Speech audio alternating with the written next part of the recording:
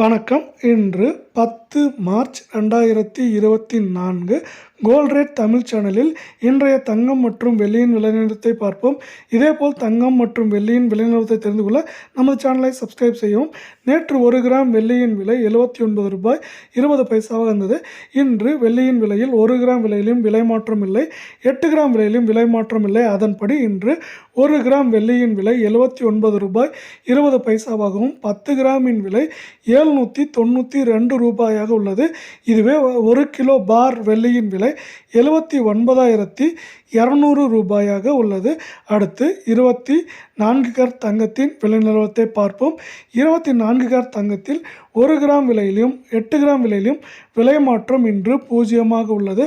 அதன்படி இன்று 1 gram 24 carrot தங்கத்தின் விலை 6,710 8 கிராமின் விலை 53,680 உள்ளது.